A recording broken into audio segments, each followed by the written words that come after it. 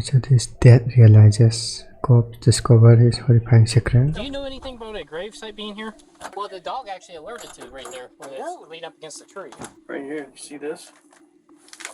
There's three big, looks bloodish. He's a bad person. Bloodies. I'm actually glad he's in jail. He needs to die in jail with all that he's done. Why didn't he want you to leave with your dad? When 56 What actually happened? year-old James Jim T. Whitaker suddenly vanished, police believed their biggest concern would be unraveling the truth of what happened to him. But as they dove deeper into the investigation, they soon uncovered that this was just the beginning He's in the of basement. a twisted case. Jim's disappearance would prove to be the catalyst in exposing a sickening secret that had been kept hidden for years. Let me see that. That's something. Oh, it appears to be a skull cap. Huh? Yeah. It all began on the afternoon of July 25th, 2020, when sheriff's deputies in Hocking County, Really just scattered like Jeffrey Dahmer style. Ohio, responded to reports of gunshots in a residential neighborhood. How we doing? All right. We shot guns. 40. Up down the road. Well, she said you got a horseshoe. I shot him. Shooting at 22. The deputies were greeted by 18-year-old Melody Dixon and her father, 40-year-old Michael, or Mike as he was most often known. While Mike had been staying at his friend James Jim Whitaker's property for about 2 years, Melody had moved in about 4 months ago. While nothing may have seemed amiss with the father and daughter initially, police would likely look back at this interaction with concern later. What'd you shoot in it? What kind of ammo? Inches. Okay. That'd be terrific. There was something far more alarming going on at this house than disruptive shooting. However, with the residents being so cooperative, the deputies had no reason to think that anything was amiss. They would soon realize just how wrong they were. Was you shooting anything else? That and the 22. I only shot that once, and I can show you where it hit the tree. Okay. Because I know they go far. It's like shooting rifles. Well, the new one. Well, they first said that they didn't hit anything at Well, all. it's no big deal. We had somebody that fired a gun and it struck a windshield. Nobody got hurt or anything like that. The father and daughter were let off with a warning, and the deputies departed. Just a few short hours later, though, another deputy would be back at the same property under vastly different circumstances. Jim's family had called the police to report him missing. This is my dad's property, Jim Whitaker. Okay. We haven't been able to communicate with him for 20-some days. He's not in his house. I think something's happened to him. There's other people in here when we got here. 20 They days. left There. about as soon as we got here. What are they doing there? They didn't give us no answers on where he was. The thing is, I know my son. He's never done this. Never. 56 years old. He's never just disappeared. Right. Jim's mother said she'd last talked to him at the beginning of the month, around the 4th of July. They frequently spoke and had made plans to check in with each other the next day. But Jim never answered the phone again. While it was clear Jim was missing, police were likely alarmed to see that Mike and Melody had also vanished. The nature of their relationship, along with the reason they decided to suddenly depart, raised more than a few questions. Jim's family had actually seen Mike acting suspiciously earlier, just after the deputies who responded to the reports of gunshots left. He had a 50-pound bag of dog food in one hand, a live dog, a chainsaw, and reached over and grabbed 5 arrows off of that thing that's out there and a pair of gloves. Those were not the only items missing from the house. Some of Jim's things were missing too, including a firearm, a crossbow, and 2 TVs. It's possible that he just took Of course, a TV. It's very unlikely. He has struggled to keep this house I'm just for saying it's years. a possibility. It's a possibility. Okay. But he would have done that when my mom died, not now, just all of a sudden. Okay. Still trying to figure out exactly when Jim went missing, police also spoke with his friend Keith. While he provided interesting information, the story got even more bizarre. Keith claimed that Mike had showed him a strange note, allegedly written by Jim back on July 12th, 13 days earlier. Mike came out. We were fiddling with something in the garage. Mike was fixing something, and I was sitting there. He fiddling with it. He came in the house, and then he come back out, and he's like, I just found this in Melody's stuff. And it sounded like an odd profession love to Mike's and his daughter, that girl Melody / knows. Yeah. But, very weird. It was signed Jimbo. I didn't think Jimmy ever signed his name Jimbo, Additionally, the handwriting didn't appear to match Jim's penmanship, and his mother and daughter both said the way it was written didn't sound like Jim at all. While they didn't know it just yet, this note would end up being a huge clue, helping to explain what exactly had happened to Did they Jim. write? As well, the timing of the note meant that Jim could have been missing for weeks at this point. It was clear that something wasn't right. Unfortunately, the most likely sources of answers were Mike and his daughter Melody, and they were nowhere to be found.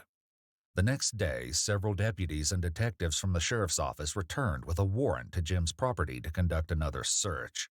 What they uncovered made their hunt for Mike and Melody even more urgent. What's in the basement? That's where Michael was staying at. It's a bunch of crap. I would definitely Where what? I definitely wear gloves. It's dirty. Who kicked in the door? Me. I'm just trying to determine what was like it and what was new, that type of thing. But that door has never been locked. Never, ever. So Mike can put that on there. Do you know why? No, I have no idea why. When the officers entered the basement and saw the conditions, they quickly realized that this would not be an easy search. One thing, however, likely stood out to them right away. Mike and Melody were both supposedly living here, but there was only one bed. While this was clearly concerning, They it live was in only the tip this? of the What? disturbing iceberg when it came to Mike and Melody. Smells like Unlivable. I think I smell it. Quit. What? So I think I quit smelling a while ago. The bodies.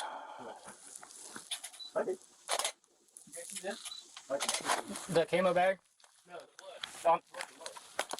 I saw the camo bag I flipped. You have the light on. Right there. See the glove? I was looking at that bag right there. Right here. You see this? There's 3 Yeah, big. I guess they saw it. There's 4 actually. Faced with the inhospitable state of the basement, the officers went back upstairs to regroup.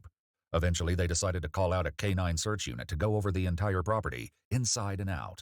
All right, let's collect that stuff in the basement real quick or I'll send her downstairs. Station 1. I'm going home and taking a bath. Yes.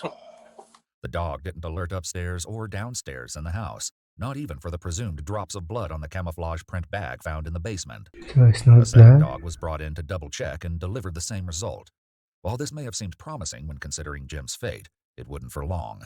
The investigators swabbed the item and took it as evidence just in case, before expanding the search to the great outdoors. Good idea. Coba the cops have done the job. Usually within about 4 to 6 feet, he'll alert. While following the dog, one of the detectives came across what appeared to be a tombstone.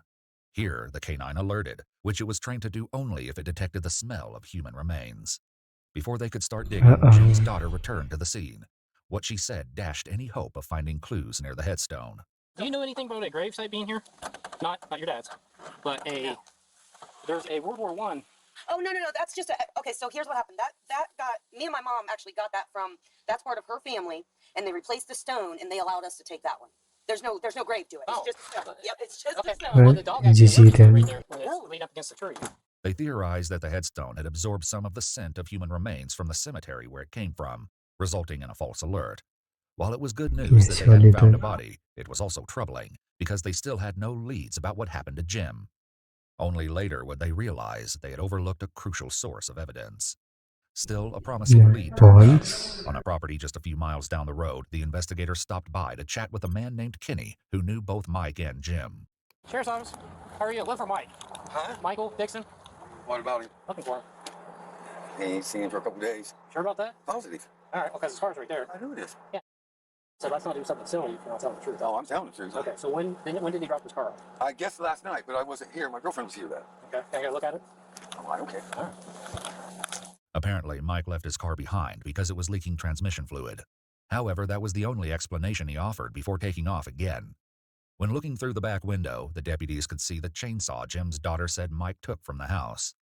Mike's mom and stepdad, Denise and Frank Specie, lived just down the street from where Mike had left his car. When they headed over to the Specie house, the investigators found not only what they were looking for, but also would soon discover that multiple members of the Dixon family were hiding things, even if some of them didn't know it. Are they all involved in this? Mike, there's a fair guy's got a warrant for you. You can take it there. Okay? I want you to take a couple bits off that cigarette. Use the hanging in your mouth. He didn't ask why, just get on with it. Smoking it if you want. That'll help you out. That's concerning. Is your dad here? Okay. Is there anybody else here or just your dad?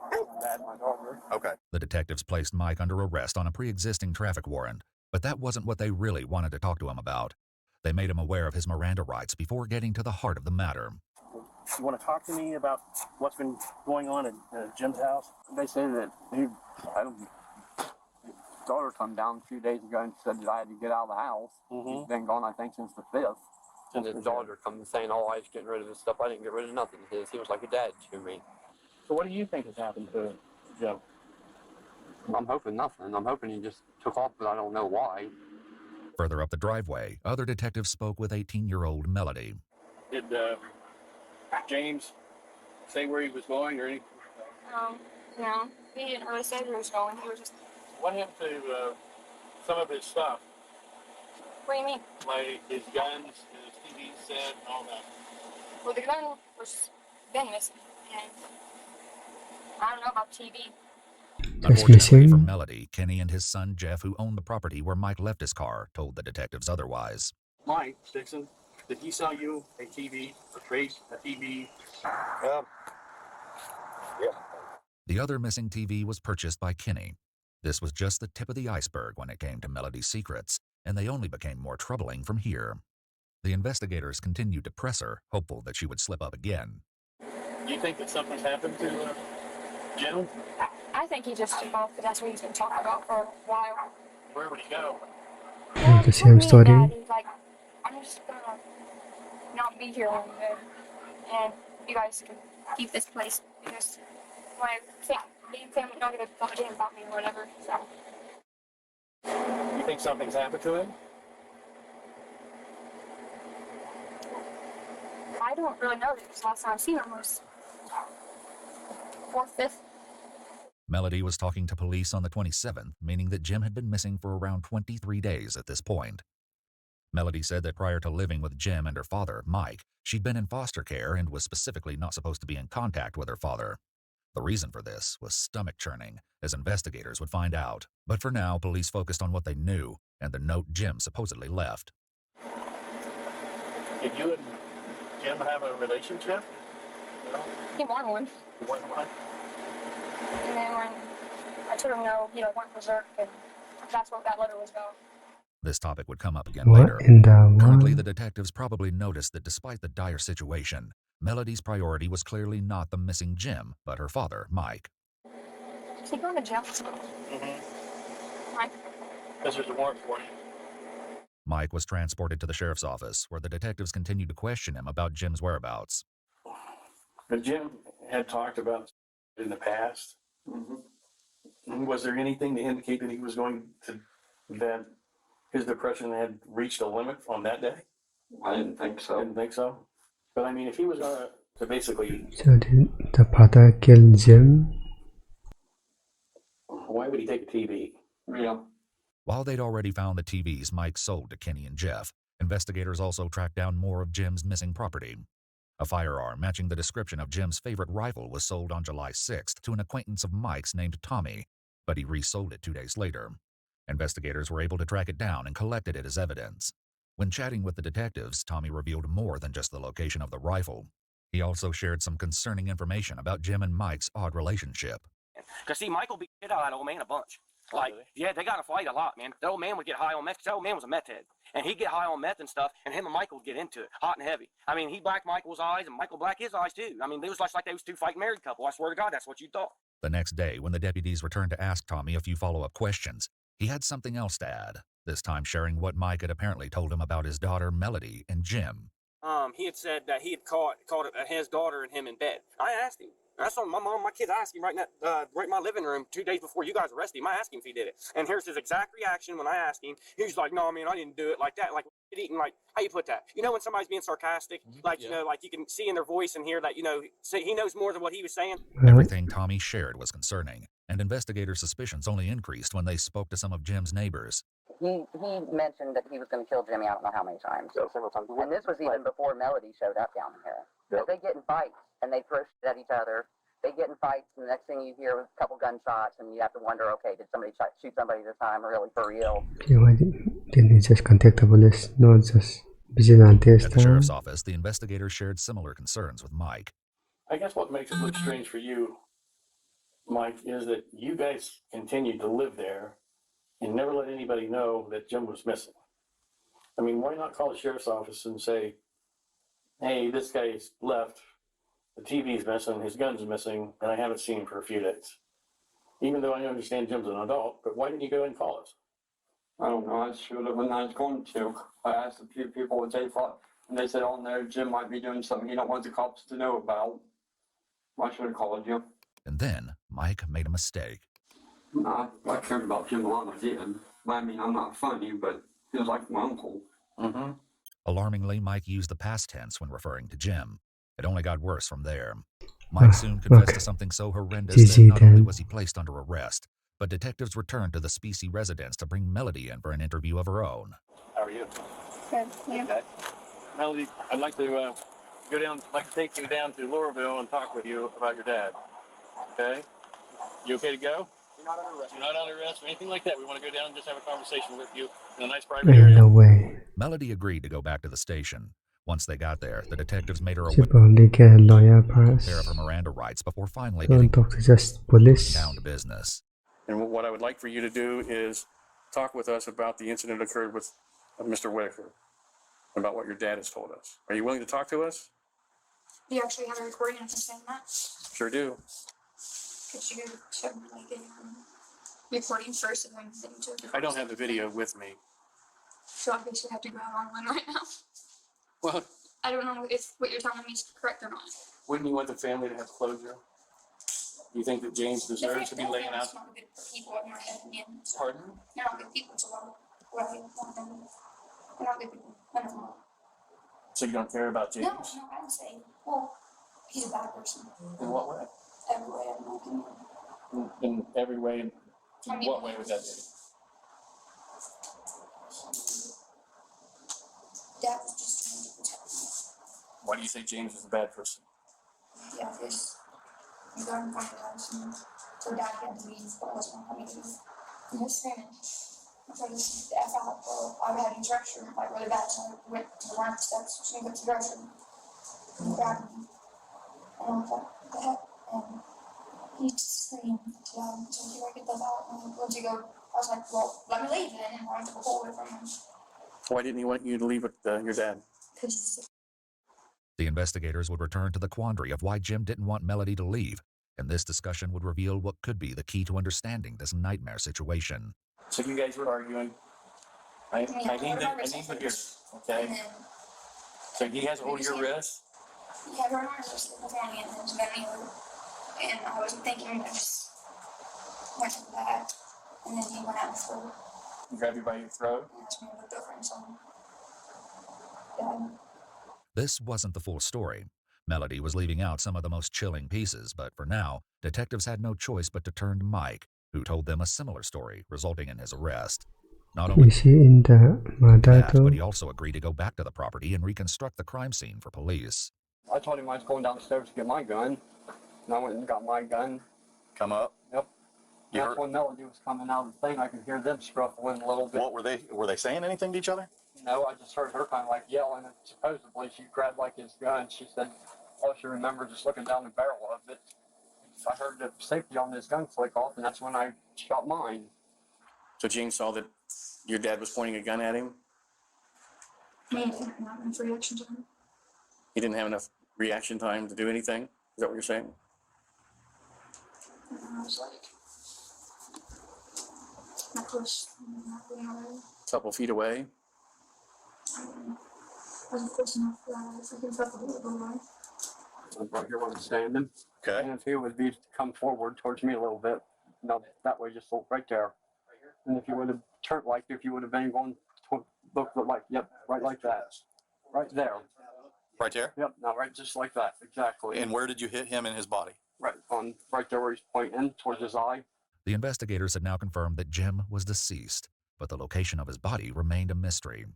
The issue of motive would also come into question when police found evidence suggesting that there was something sickening going on behind closed doors. He only did what he did because of me. This, as it was later revealed, was probably true, but perhaps not for the reasons Melody was giving. He wasn't doing it because he's an evil person or whatever. I understand.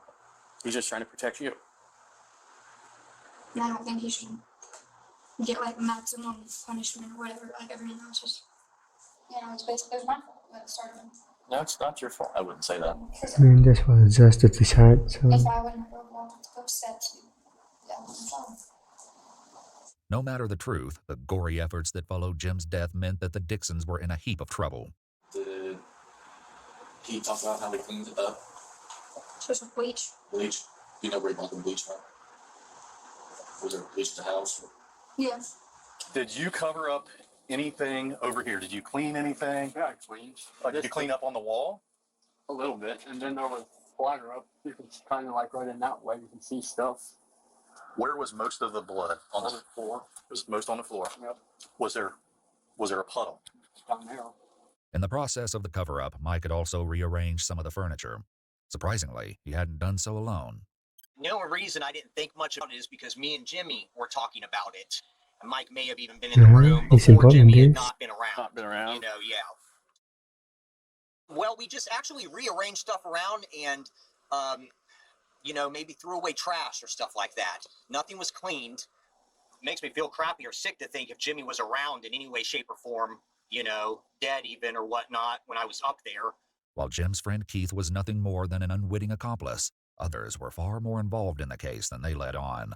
Back with Mike, the officers moved the refrigerator into its original position so Mike could continue his reconstruction of the scene.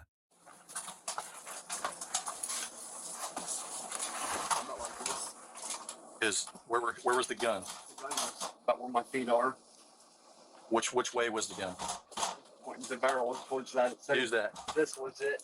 Say, this is the barrel like that. It was right there. Was it laying on him? Right there. So where's the butt of the gun? Right there. That's the butt of the gun. I took when I come up here and I took it that way. Kicked it out, and then what? And then I reached down and like I told you, and seen if he had any pulse. Okay. And then what'd you do? Where was Melody? Over there. About where that baseball bat's at. Once again, Melody filled in more of the missing details. What kind of clothes did you have on at the time? My graduation dress. Graduation dress? What color? White. What did you do with it? Pretty sure my dad burned it because of that stuff on it. While Melody believed her father burnt the dress, he never admitted to it. When the dress was burned, however, was an entirely different matter. Jim's neighbors provided a little more insight. We were sitting here just enjoying our 4th of July, and Melody comes walking down the driveway, and she stood there and asked if we had any gas that she could buy from a gas can. And what she was wearing that day, we all noticed that it looked like it had a blood stain on the middle of it. When examining Jim's financial records, the investigators Okay, that's concerning. noticed that his debit card was used at a And they didn't think anything. gas station on the 4th of July. This very well could have been the last place Jim had gone, but they also probably had to wonder if this transaction was made by Melody or Mike using his card. Unfortunately, they never found out, as the gas station footage had already been recorded over. But something else Melody said in interrogation clued the investigators in on who else may have known about the crime, and lied about it as well. Is your family like Frank, or is he married? Are they supporting you? I mean, are they being nice to you at least? Me and my grandpa. Your grandpa? Frank. Frank? Okay, that's your grandpa. Okay. Have you tried to talk to him about it so that they understand what you're going through? I mean, yeah, I don't really talk to my grandpa. But the other ones, you can't really trust him. Mike also revealed that he told his stepdad Frank about killing Jim. This was about to be a big problem for Frank, as the police headed back to the Specie house a 3rd time. With that being He's told, letting them out. I want you to understand something. I've already talked to Mike. I've already talked to Melody. They both indicated to me that they talked to you and told you of the involvement of James' death, or Jimmy, if that's what you want to call him. When did he tell you this, and how did he tell you this? Was it right after it occurred, or a day or two afterwards? So When exactly, they come here, I thought he shot at him. I didn't know. you just said he shot him. Shot at. Shot at. That's all. That's the way it was phrased to me. Okay, and he didn't say. Shorted. No. He didn't say. No. I buried him. I get rid of the body. No. Anything like that. No.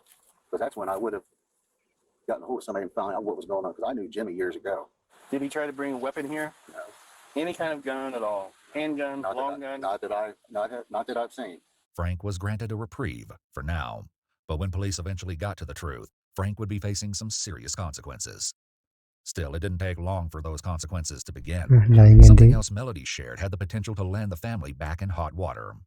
What happened to Mike's gun? I don't know this information because. Did he give it to Frank? No. I don't even think he's allowed to have guns in my house because he has on disability or something. Melody was right. Mike didn't give the firearm to Frank. He gave it to someone else in the family. This meant it was time for a fourth visit to the Specie house. No, I didn't do my job. Yes. What's your name, ma'am? I'm Tanisha. You're Tanisha? No, Denise. Denise. Yes. Oh, I was going to say, Tanisha is an odd name. Different name. What was in the house, Denise? My husband. That's my right. son. Is that John? John? John, he's in the shower. Okay. Can you have Frank come out as well? And I'll talk to you two just for a second, and then get you apprised of what we're doing here. By this point, Frank likely knew what was coming. How about this? Yeah. Here's what's happening right now. We are here for a search warrant of your residence. Okay? Officers make everyone come outside so they can speak with them. Mike's mother, Denise, was visibly distraught. I just found out about this yesterday. I had a phone call. Well, we've got a lot of explaining to do to you and all that stuff, but like I said, there's a process we have to follow, all right? She only became more upset when one of the officers tried to read her Miranda rights. I ain't never been through anything like this. Okay. Listen, this is Husband of in-laws. Okay? Okay. Meanwhile, once Mike's brother John was out of the shower, the deputies took him aside and advised him of his Miranda rights, even though he wasn't under arrest. Essentially, there's only one question that I really need to ask you. Gun. Correct. Where is that gun at? Get it out of my trunk. It's in your trunk? Yes, sir. You know, the question is Michael brought you the gun. I bought the gun from my brother before any of this ever happened. He kept asking me to borrow it. He wanted to go hunting with it. And then he showed back up with it that morning. I didn't know yet. He just showed up with it. Here's your gun back. The suspected murder weapon was exactly where John said it was. John had something else to share, besides the location of the weapon. This has been brewing. Jimmy and Michael have been threatening to shoot each other for 2 years. The reason why things had escalated now, rather than any other time, was nothing short of scandalous. Did Michael tell you that he shot and killed Jimmy? No, he did not personally tell me. He did not. He didn't personally tell you, but did anybody in secondhand tell you? I am willing to plead the fifth on that. John chose to plead the fifth. He did not get in any legal trouble. In addition to sorting out who knew what about the crime, police still needed to locate Jim's body and try to work out the true motive for his death. Both tasks would be far trickier than anyone bargained for. What happened then with James' body? I wasn't part of that. My dad made me go downstairs and go to bed. So he told you to go downstairs? Well, he and walked me out downstairs, and because I was like shocked when he kept screaming my name, but I wouldn't move. He messed me up, grabbed me, and brought me downstairs, and like helped me in bed and told me, he's like, stay down here for a little while, and I fell asleep. Mike provided firsthand horrific details of what happened next. He was right here. I took him and I slid his head over this way. There was a sled right here beside him. Took him, rolled him over. Got hold of the sled, put it here, and rolled him over onto it. And rolled him out the door. The sled Mike used was a deer sled, frequently used by hunters to haul heavy game home. The story only got grislier from there. So when you woke up, was all the blood and everything cleaned up? It was already gone. Mm-hmm. So you didn't know where any of that stuff went to? Yes, we burned it. Did you ask him, or did he just tell you? But he told me the night before that he was going to go take care of everything. But You never actually witnessed how the body was dragged out of the home? How it was removed or anything No, like because he that? didn't want me to know. He didn't want you to watch. He knew once he pulled the trigger that he did that, and he shouldn't have done it. While Melody and Mike both insisted that she didn't help clean up the crime scene, police likely found it hard to believe that Mike could have pulled off the entire cover-up without help. Melody was also in trouble for lying to the police when they first asked her if she knew what happened to Jim. As a result, she was placed under arrest for obstruction of justice. While Mike was doing his walkthrough and reconstruction of the crime, Melody was also brought over from the jail to do her own on-site interview. While there, she saw her father for the first time since his arrest. Give me a kiss. Tell the truth, Melody, don't lie. Melody was also asked to reconstruct the crime. You went to bed. I just went to bed at that moment. You just went to bed with bloody arms and. Well, I was kind of. I hadn't went to bed in a very long time, days, and when I came down here, I just basically passed out. However, this wasn't the only thing they wanted to ask her about, as police were still trying to piece together the real motive. Had there been anything going on between you and Jim? No. No. I need to know. Nothing. No, he wanted something, but I told him no, and he got mad about it, and I told him. When was Still that? lying. Or basically the entire time I've been here. So the entire time, He's like, he'd been hitting on you, wanting you to do things with him, yeah. and you never did. Mm-hmm. What Yeah. about anything between you and your dad? Nothing at all? No. As odd as this line of questioning may sound, there was a very good reason investigators were asking. There was something unsettling going on with Mike and his 18-year-old daughter, Melody. Police were made aware of the troubling allegations early on in the investigation when speaking with Jim's family. Michael Dixon was here. Yeah. And what's his girlfriend's name? His daughter. Oh, his daughter. Melody. Yeah, it's his daughter/girlfriend.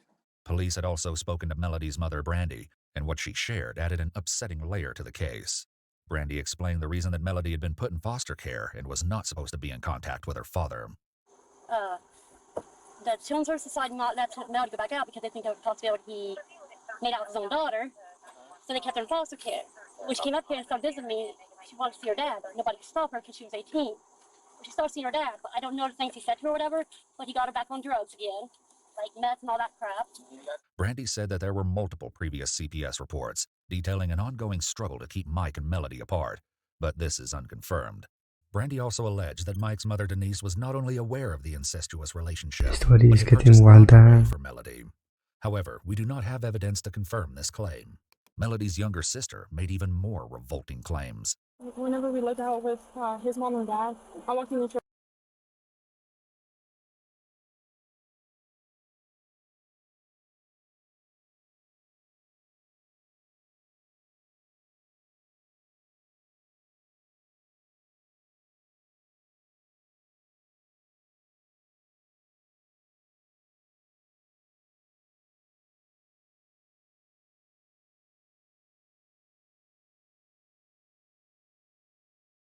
Trailer and Melody and who was under the blanket, but maybe. You said that happened out at Frank and Denise's house? Was that Yeah. like a long time ago? Or like? No, it wasn't. It hasn't even been a year yet. This September's going to be a year. They'd always hold hands and all this. And he tried to hold my hand. He was like, "Come on, baby girl, you can hold my hand." I said, "No. Do you want me to beat the f out of you?" That's just nasty. I'm not like 2 years old. I'm actually glad this is in jail. He needs to die in jail with all the that he's done. Horrifically, Brandy and Melody's sister would not be the only ones to share troubling information with the police. Keith, the Whitaker family friend who had unknowingly helped Mike rearrange the crime Plot twist. told the police that he had tried to convince Jim to kick Mike and Melody out, as he suspected they were having an incestuous affair. He told police that on multiple occasions while he was over, Mike and Melody would go downstairs together, and he would hear sounds of intimacy shortly thereafter.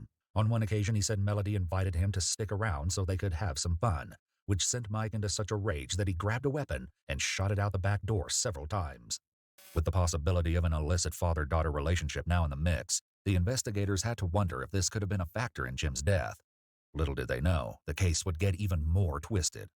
While investigators had Melody and Mike at the crime scene, they focused on trying to locate Jim's remains. During his reconstruction of the crime, Mike walked the investigators through the chilling steps he took to get rid of the evidence. So, you drug Which way did you drag him down into here? You drug him right through here? And then show me where you laid the body. Watch your feet in that stuff, buddy. His head was about right there. And the feet were down that way. And his head is about where your feet are? Okay. And you say you burnt him 10 to 15 hours? Yes. And you were, this whole time you were using wood, sticks, accelerant? Clothes. Really not the only time I used any accelerants when I first started it. Mike also said that he burned Jim's cell phone, multiple shotgun shells, and other spent casings. Mike, how much stuff was piled on top of him, on top of the body? Probably a foot or two. A what? Foot or two. So you got a foot or two on top of him. You light him. You throw tires on after it's going. Wood. And you just kept throwing that stuff on there? For a little bit, not all that long. Then once I got it going, I went in the house. Okay. Did you stir it around? Fluff him up, let's say, like you'd fluff a fire up? Once. You did? Did you see his body then when you fluffed it? Okay. Did you come out and make sure that he was gone?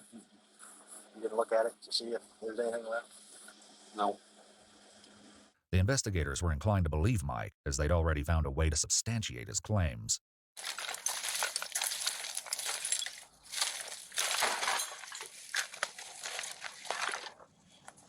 Let me see. That's something.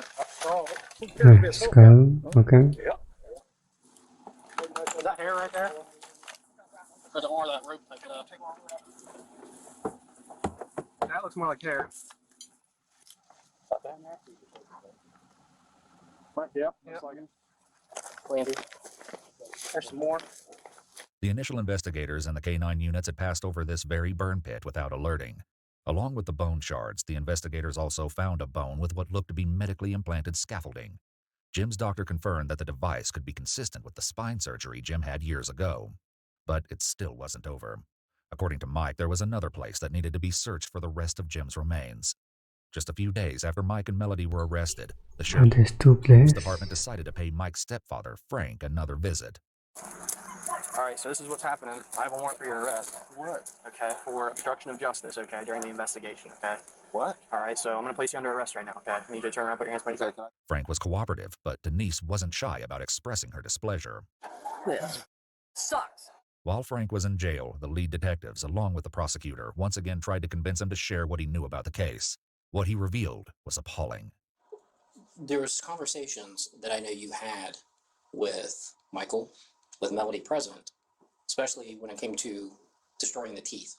Frank insisted he didn't know anything until they showed him a video clip of him mentioning this to an officer, at which point he magically remembered. Why did he tell you that he destroyed the teeth? How did that come out? He just come out and said it because he seemed like he really got into it. He just seemed like it was weird because he seemed like he enjoyed it. And I'm like, you enjoyed something like that?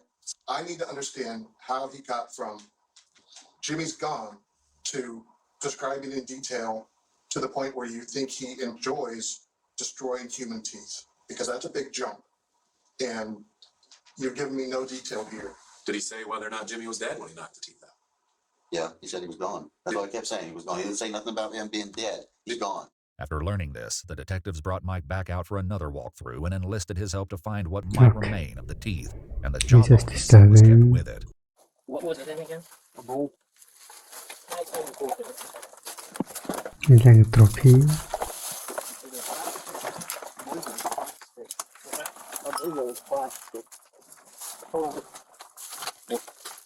Like this?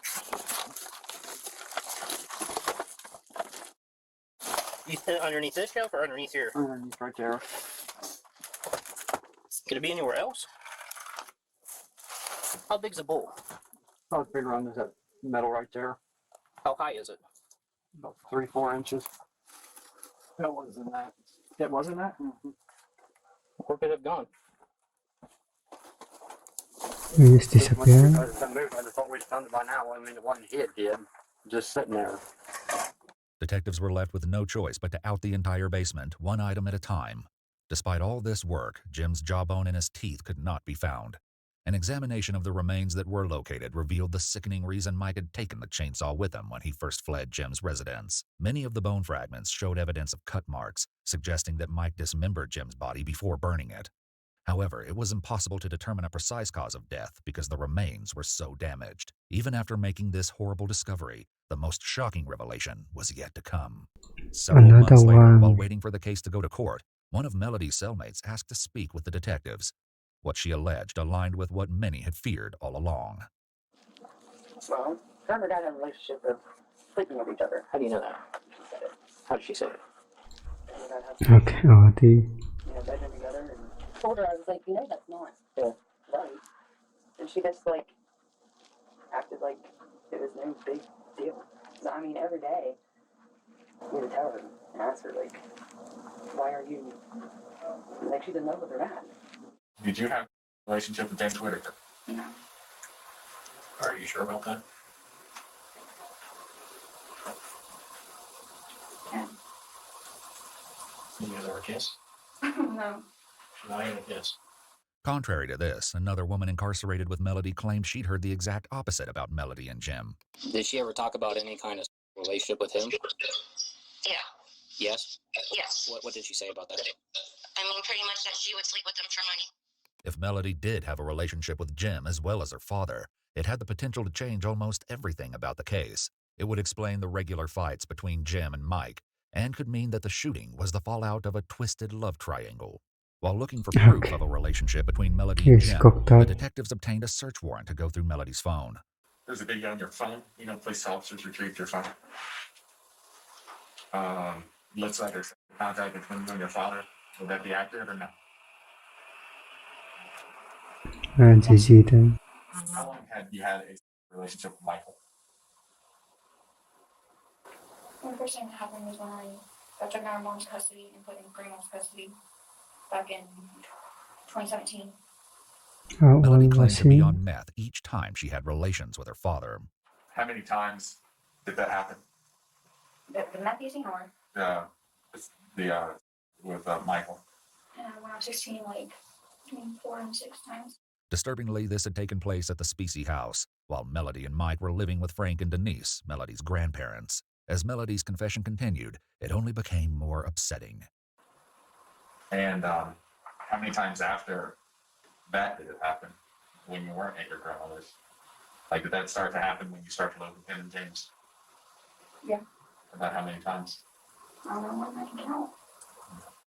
For years of my life, whenever you try to say no, and then men are on top of you and you can't push them off, and then whenever I would tell my dad no, he would stop and he would respect that. So that's why I thought it was okay, because he would always stop. I said no. You realize it wasn't okay? You know that now. You also realize it wasn't your fault. Because it wasn't okay. It was not okay. It wasn't your fault. He's a grown-ass man, you should know better. In 2021, Michael Dixon was sentenced to life in prison for murder, along with 3 years for tampering with evidence and 16.5 years for engaging in corrupt acts. He will not be eligible for parole until 2070, at which point he would be 91 years old. Melody, meanwhile, was convicted on 2 counts of obstruction of justice and 3 counts of tampering with evidence. She was sentenced to 9 years in prison and will be eligible for release in 2029. 9 years. Okay. Finally, Frank was convicted on 1 count of obstructing justice. He received credit for time served and 5 years on probation. Despite these convictions, we still don't know the full truth about why Mike killed Jim or the exact date of Jim's death. These factors will remain a mystery until either Mike or Melody reveal these final secrets. Pretty good video.